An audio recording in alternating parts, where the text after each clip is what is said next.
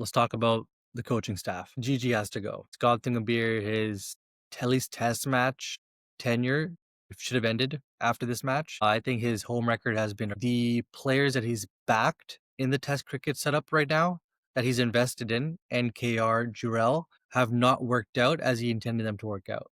Whether that's his call or Ajit Agarkar's call, I'm not too sure. But I think Indian test cricket is at a very low. I think we could probably forget about the WTC trophy at this time. Not getting a victory against two Santa countries at home is crazy. Welcome back to another episode of the In Between Overs podcast. We're your host of the day's play. I'm Taran. And I'm Ishaan. I don't even know where to begin with this. I don't even want to do an intro.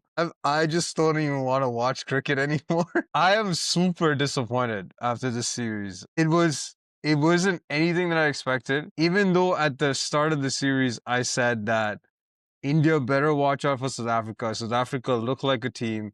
They came to Pakistan, played there, they got used to the conditions, they played well, they won a test match. It seemed like they had better preparation than India coming into the series, and it showed. Series is done, India gets whitewashed 2-0. People talked about the first test being the pitch was a shit pitch, it was bad, you couldn't really bat properly on it. Okay, then you have a classic Indian pitch. Classic pitch. This is the pitches that India have always played on and have always manhandled or at least handled the opposition well. This time, the exact opposite happened. South Africa played like this was home conditions for them. And it was amazing to watch, in the sense, amazing to watch how dominant South Africa was. And I'll leave it there and you can take over. Take over from what? Take over from what? No, I agree with everything you said. First and foremost, kudos to South Africa for an extremely incredible result. Bavuma was an incredible captain. The players pulled up, their batters pulled up, trusted their defense. The bowlers showed up. Again, they never played Rabada. Janssen played extremely well. Armour, the spinners of all. I know Maharaj was a little casual this series, but the spinners pulled up long spells. They played how you were supposed to play in the subcontinent. It was shocking how India displayed their cricketing abilities. I'm not sure if they were, trying to play the English way a little bit with the stroke play. I'm not sure why, from a captaincy perspective, maybe Washi wasn't trusted as much as he should have been trusted. A lot of questions, but at the end of the day, it was a poor result from India's side. Getting whitewashed 2-0 after New Zealand whitewashed you 2-0. It was not long ago when foreign teams, and especially Sena teams, would not like playing in India because they knew how the results would have been. They knew India was dominant.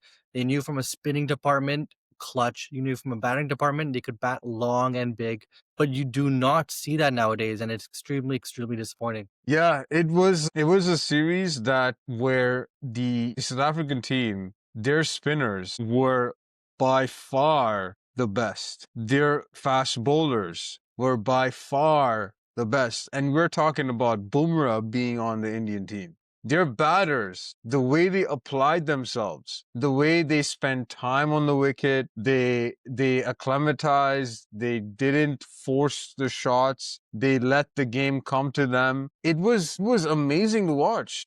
It truly was. And this is how foreign teams dream of playing in India, and it never happens. And South Africa literally pulled it off in all facets of the game. And I think we shared an exchange where we were saying how it even felt like the momentum was completely with South Africa the whole time, especially in the second test match. There were moments in the game where you just felt that everything was going South Africa's way. I think, like, just random things coming to my head. There was a moment where I think India got a direct hit. I think it was the first innings where Rickleton and Markram were batting.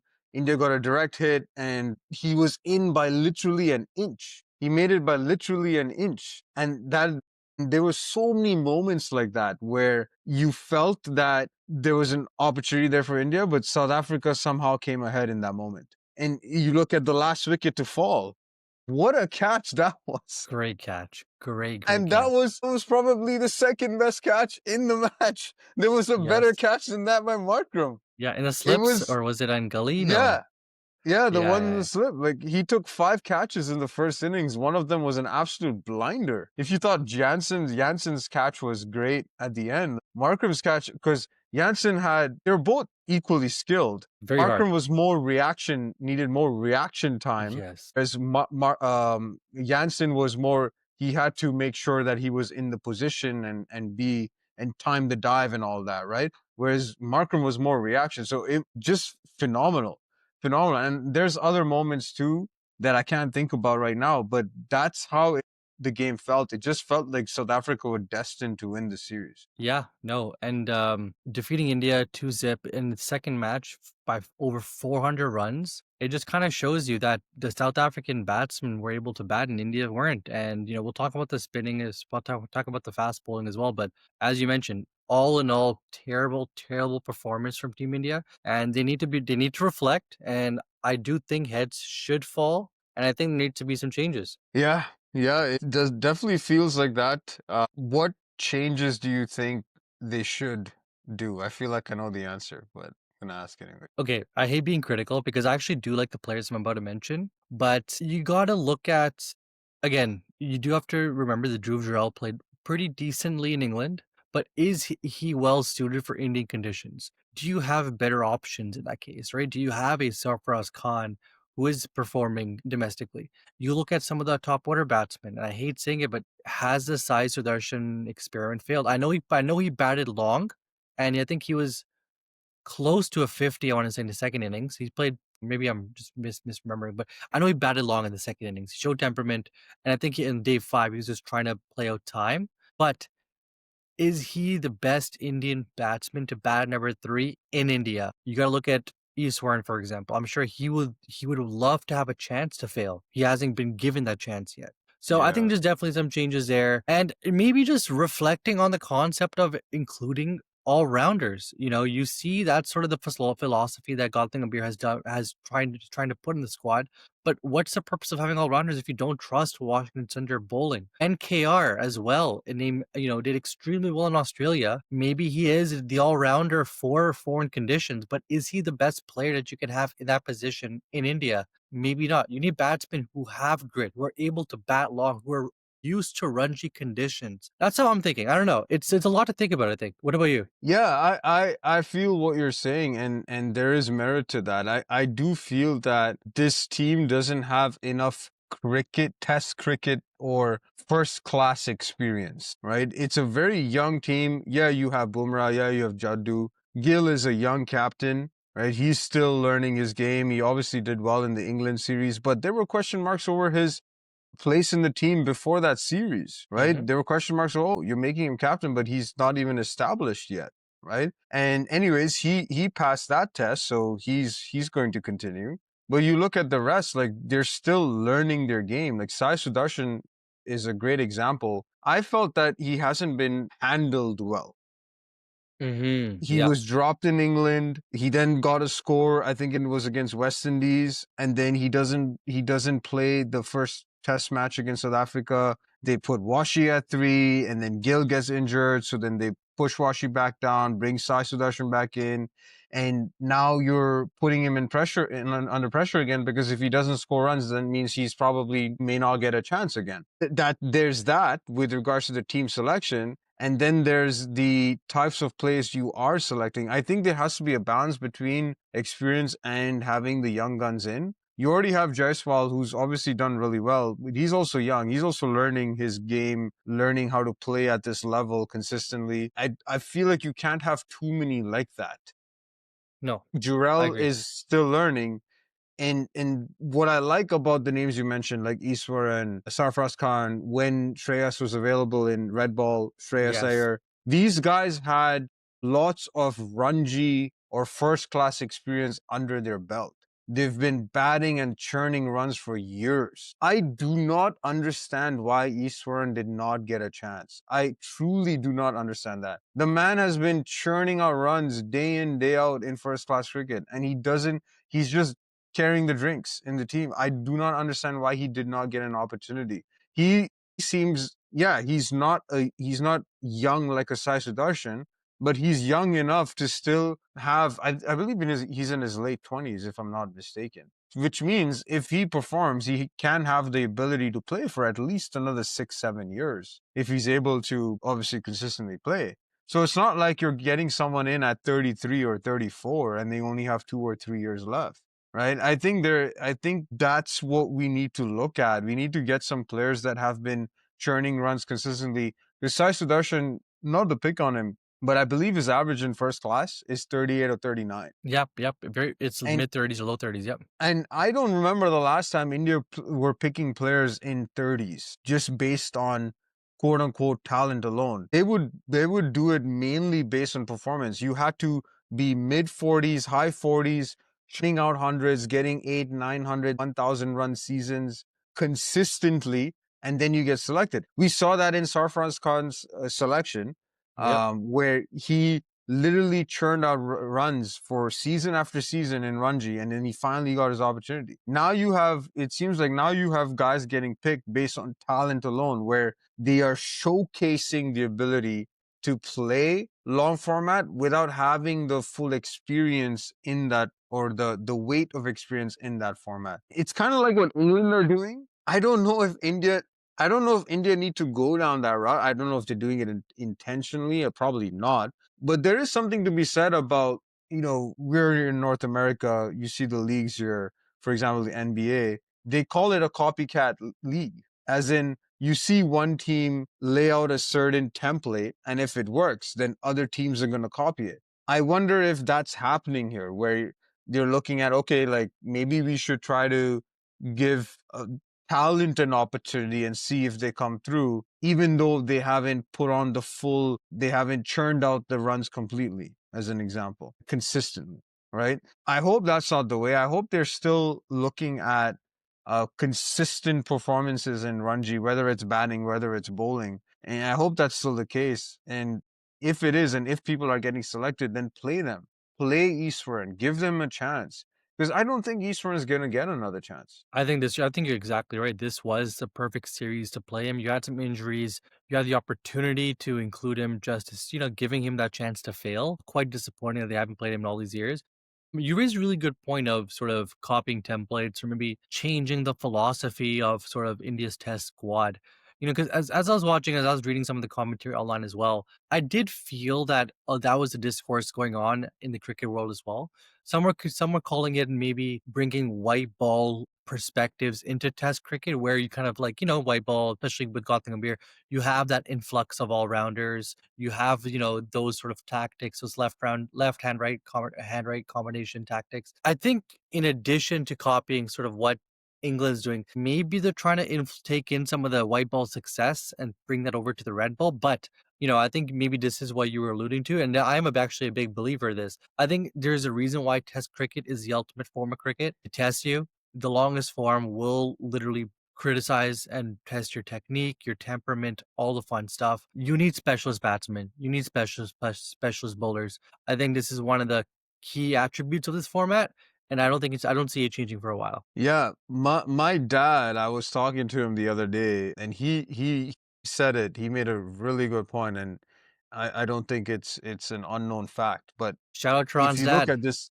Big fan. yeah, if you look at this, if you look at, and he's probably listening to this, if you look at this team, because Sai Sudarshan played, they literally have three batsmen. The Mm-hmm. rest are all rounders and keepers. And when my dad said, I'm like, shoot, you're right. No, that's a great perspective. They literally only picked three batsmen, and you can bring Gill back in, Sai Sudarshan gets or whatever. So it's 3 or 4 batsmen in the team, like pure batsmen. The rest are keepers. You're playing two keepers, and you're playing a bunch of all rounders. Yeah, no, exactly true. And if you just compare that setup to maybe if you look at either Shastri's time or Dravid's time, you had Rahane coming in at 5-6, which means you had batters up until 5 and 6 easily.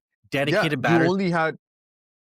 who could bat long, right? But Sorry, you were saying? no, keep going. No, that's exactly what I'm saying. Like, you had batsmen who were able to bat long, bat time, who were able, really specialist batsmen. Yeah, yeah. In those years, you would have maybe one, maybe two all rounders if you're talking Jaddu as a pure all rounder, and Yeah. in those years, Jaddu was more of a bowling all-rounder than he was a batting all-rounder. He's become Yes. a batting or more of a batsman in the last few years. But in his initial years, he was picked more so as a bowling all-rounder, and Ashwin was a bowling all-rounder as well. His main specialty was bowling. The only true all-rounder we really had was Hardik Pandya, right? And he didn't last for his own body not coping up, but that was it. We mainly played specialists. And I think I saw you mentioned about discourse. I think I remember seeing a comment somewhere. I can't remember where, but someone said, it might have been Facebook. Someone said, we need to go back to the template of playing 6 specialist batsmen, 1 wicket keeper, and 4 specialist bowlers. That's what we need to get back to. And maybe one, if you squeeze one all-rounder in there, sure, I think that's fine. But playing a team where you're playing Washi, Jaddu, and NKR, and it never felt right in Australia. They tried that in Australia and it didn't work. You felt like you needed a specialist in each of the spots. I think there's only room for Jaddu as an all-rounder. And then the other two, and here's the thing, and I saw this, this might have been Harsha that mentioned it, where Nitish Kumar Reddy has barely bowled any overs in red ball cricket all year. And he's playing as a batting all-rounder, but really he's playing as a batsman because he doesn't bowl that much and he hasn't even bowled in the test match. And I hate saying this, but he hasn't also performed with the bat as well. He just hasn't. I literally was thinking that. I was looking at his stats today for some odd reason, and I was like, yeah, he really only has that 100. That And I think 100 in Australia a year that's ago. it. That's it.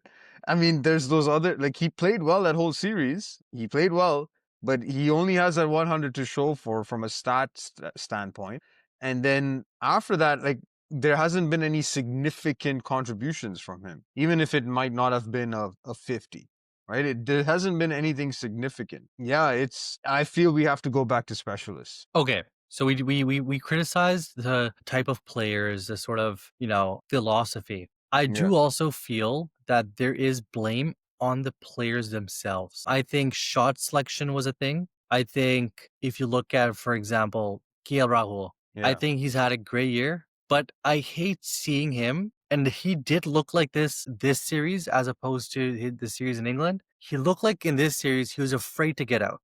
I think he played like he was on the back foot or played like something was on his mind. And this is a KL Rahul that averages 30. This is not the KL Rahul in England. Yeah. It's something about KL Rahul. Like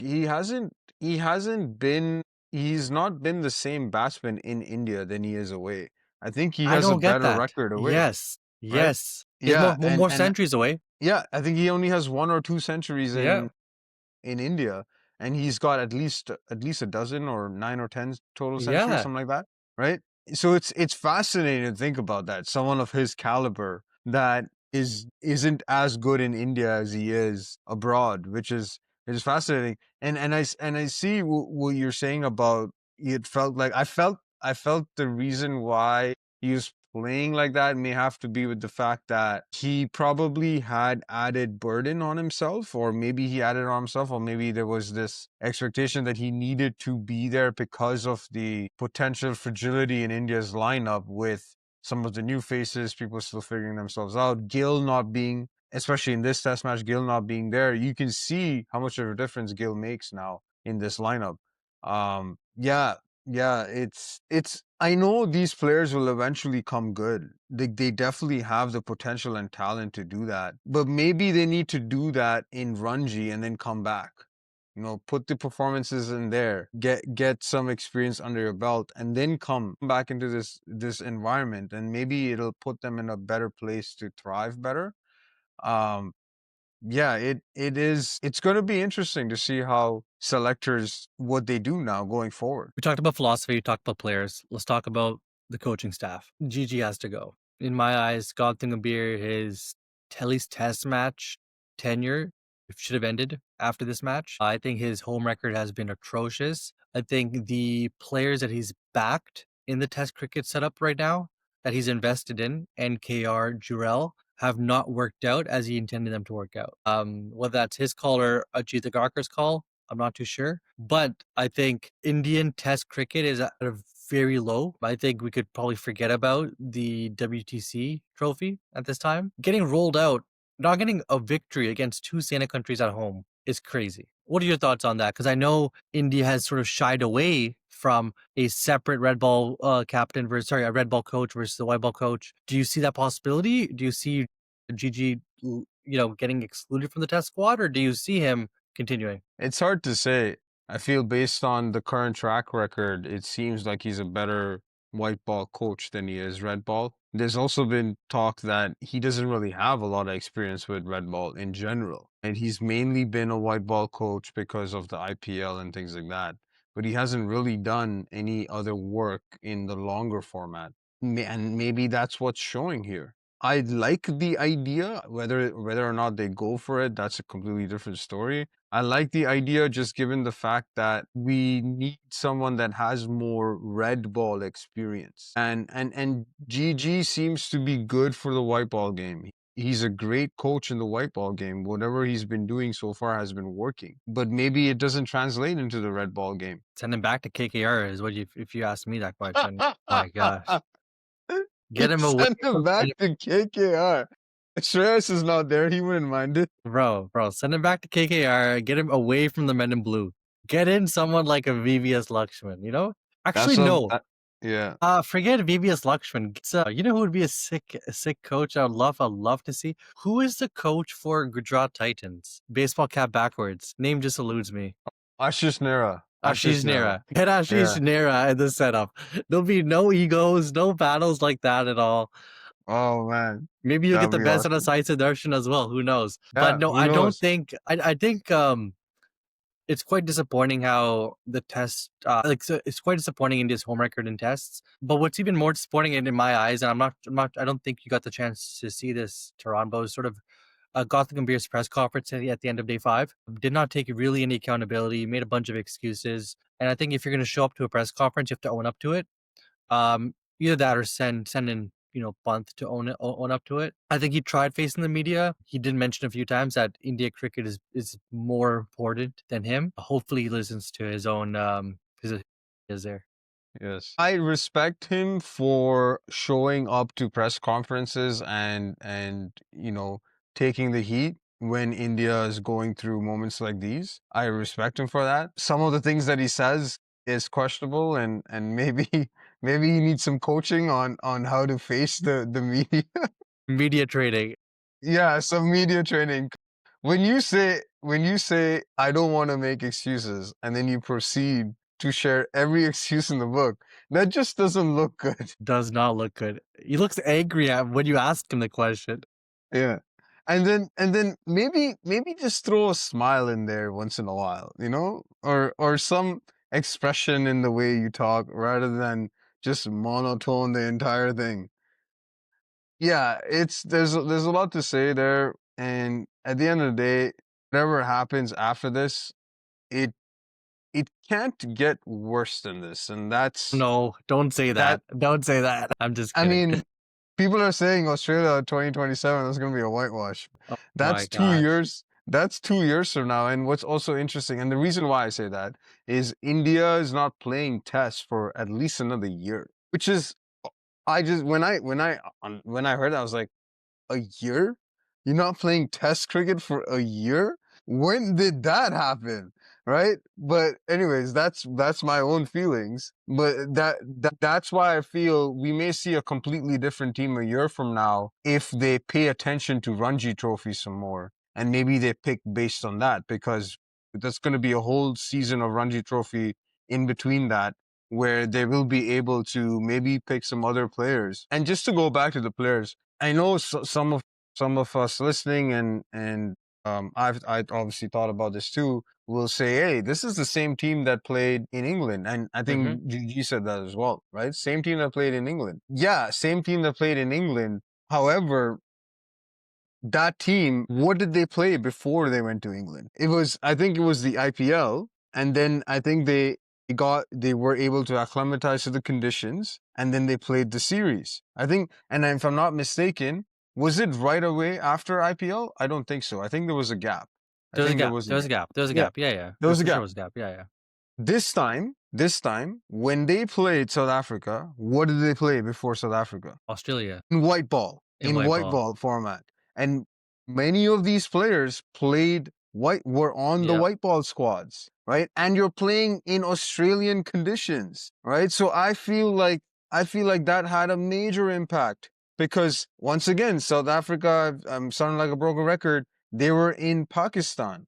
Similar conditions, so they were already acclimatized to playing, and I feel the scheduling was terrible from that Yeah, yeah. standpoint. And if you want to play in Australia, great, but have a gap where players can come back and acclimatize themselves back into playing on those conditions. Because we had the West Indies series, and then the West Indies series we went to Australia, and then we come back to India. It should have been Australia to West come Indies. play West Indies and then play South Africa, So right? smart. Right? So I wonder how much of an impact. And people might say, well, this is international cricket. You have to know how to come out. Yeah, okay, but I think there is some merit to scheduling series in your favor. And obviously, I don't know how series are scheduled, and you got to work it out with other countries and all this other stuff, TV rights, all that. I get it. I get it. But then maybe have some days in there where your players can play on the pitches that you're going to be playing on so that they can get back into rhythm in playing in Indian conditions. And I feel that may have had an impact on this team with regards to being able to play on these pitches. No, I think it did 100%. I think they looked completely out of whack. I think the bowlers looked a little rusty as well. No, it's test cricket tests you. It's long days. Sometimes you're forced to bowl long spells. Batsmen's patience and concentration is tested way more than any white ball format that you can imagine. So no, I agree with you. It's basically a different sport in my eyes, and you really have to really train mentally to reach that level. And you've seen it with world class players. Mitchell Stark, he played a very long shield season this year because he knew how big of a tournament, how big of the Ashes series was. But you have players who are willing to put in time domestically because they know how big and how different red ball is. Yeah, and I feel like you have to. I feel like you have to do that. So let's talk a little bit about the game. I know we've ranted quite a bit here. We're 30 minutes in, but it felt good to to get that out there. And please share your comments about how you felt about like your raw feelings about when you saw this test match and the results and the performances, because it helps to get it out there, and I know it feels good right now talking about it. But let's talk about the game itself. So I'll start with the second innings, where it felt like there wasn't enough fight. It felt like South Africa were able to just dictate the terms in terms of length and line. There wasn't really any intent. Yeah, Sai Sudarshan ate up a lot of balls, but you could tell that he wasn't going to score. He was just going to defend, and that gave South Africa the opportunity to just bowl their lines and lengths and not have to worry about being attacked or being scored on. And you felt that through the entire lineup. It felt it through the entire lineup. It was, I hate using the term as well, toothless batting performance, some interesting shots. I think KL In Rahul both got innings. out both innings. KL Rahul got out with the completely misreading the ball. I think it was Anil Kumble who had a very visceral reaction on air when he saw that. It was terrible. And you had, as we talked about, the bowlers, South African, just really, really bowling test match cricket balls, right? You had Harmer with long spells. He was bowling 8, 9 over spells, and that's long for a spinner, at least compared to Indian as well. I think that they were talking about this on comms as well. I want to say this was in the first innings, so maybe I'm speaking out of turn here, but Harmer was literally, I think, for an entire session bowling from one end. He held an end down, and India was not doing that. So a lot of these things does matter, and if Harmer is able to do that, and I think the comms are talking about it, it's because of the time he spent playing red ball cricket this year. He played an exuberant amount of cricket, and it goes back to what you were saying earlier, Teron. You just have to get experience in this format. Yeah, yeah, you need to have time in the middle, and you need to put the reps in, and you saw that. You saw that with Simon Harmer. Yep. Amazing performance by him in that second innings. Took a six for. He had the ball on a string, some beautiful dismissals, the way he got KL Rahul out. What a ball that was. So much turn, so many revs on the ball. You could see it the way it was turning in the air. Beautiful, just beautiful to watch. His ability to just bowl the ball on a dime. It was reminiscent of Lyon at his best. Nathan Lyon, because off spinners, right? Nathan Lyon at his best. I'm not gonna say Muralidharan because Muralidharan is just a different, is a unique. It's just he's on a different level. But I would say like you've seen Nathan Lyon do that, where you know again Simon Armour is very traditional, doesn't really have too many mystery balls or anything like that. Bowls a tight length and line and has a straighter one and has the ability to get the extra bounce because of his height as well. So it was beautiful to watch him bowl. It was the way he would set up batsmen was great as well. And then we also need to give a shout out to Janssen in India's first innings, where again you're talking about Indian conditions, you're talking about fast bowlers generally not being as effective as the spinners, and he comes out and takes a six for. Unreal bowling, especially being a pace bowler. People were saying that this was like pitch for spinners, but no, he showed that if you bowl well, you extract that extra bounce and inconsistent bounce as well, you'll get wickets. And he bowled extremely well, and he bowled like he wanted to get wickets. I think to your point earlier, he was hunting wickets down, and he got them. Yeah, and his extra bounce definitely helped him on this wicket. He's gonna be one of the top all rounders in the world. I definitely see that happening. And we'll talk about his batting as well. Maybe might as well talk about it right now. He Toss also it in, scored a yeah. 93 in the first innings that literally took the game away from India. Muthusamy put in a performance of a lifetime with his century as well. And yeah, that first innings is literally what set the game up. The template that South Africa put on display in second test match is the exact same thing that India has been doing to oppositions for years. For years. 100%. This 430 win is reminiscent of all the wins under Ashwin and Kohli. To your point, you had big daddy hundreds and performances in the first innings, Yeah. and you had the spinners clean up the job after. It was that simple. And to your point, Muthusamy played extremely well, great century, and then Marco Jansen as well. If you're talking about all rounders, compare the bowling and batting that this one quote unquote all rounder did for South Africa in comparison to India's all rounders, right? He really showed up. 3 or 90, is 90 Yeah. 90 plus score, Yeah, incredible score, 93. and I think he deserved 100. I'm disappointed as a fan he didn't get 100, particularly because I think I saw this on comms as well. This was going to be his first 100 in first class cricket in general, which would have been a great feat. Wow, that would have been awesome. I want to give shout out to two other South African batsmen that I thought had great innings. One is Kyle Verreynne. I did not rate it. I do not rate Kyle Verreynne as a batter. But he showed a lot of fight in that first innings. He seems limited in his stroke play, but he knows his game. He was willing to fight and adapt and stick it out there. And his partnership with Muthusamy was crucial because it was right at a stage where I'm looking here. South Africa was 6 down for 246. India could have potentially rolled South Africa out for about maybe 300 or Yeah, 350. yep, 300 could have And been there. then, yeah, his partnership along with Janssen and Muthusamy got South Africa to 489. So shout out to Verreynne. And then the other shout out is Tristan Stubbs. There was a lot of pressure on him.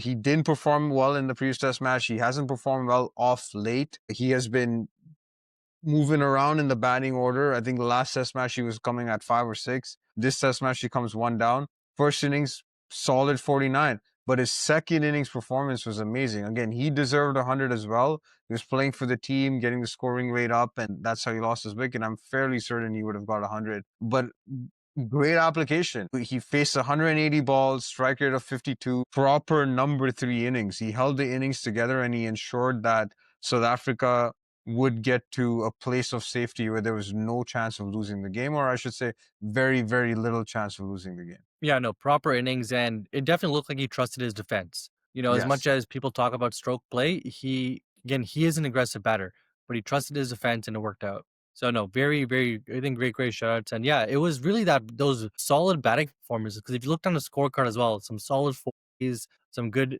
daddy 100, 90 plus score from your 7th or 8th batsman. That's all you really need to put in a very competitive first innings total. Yeah, I think it was DK that said that. I'm trying to remember the exact stat, but I believe it was South Africa had 6 or 7 batsmen that had more than 100 runs in the series. Probably be Yes, the series. Yeah, series. probably be series. Should Yeah, be the yeah. series, yeah, because the last test match, it was all small scores. Yeah. So more than 7 batsmen, or sorry, 7 batsmen with more than 100 runs, and I think India only had 2 or 3, right? And for those of you who want to see the actual rant, you should. DK's rant is really good on Instagram, and that stat is in there. But that just goes to show which batsmen were able to apply themselves more, and it was the South African batsman. Yeah, no, exactly that, and it's shocking because, as you mentioned earlier, this is what India would be doing. This is literally what India would be doing. You would have Pujara scoring big runs.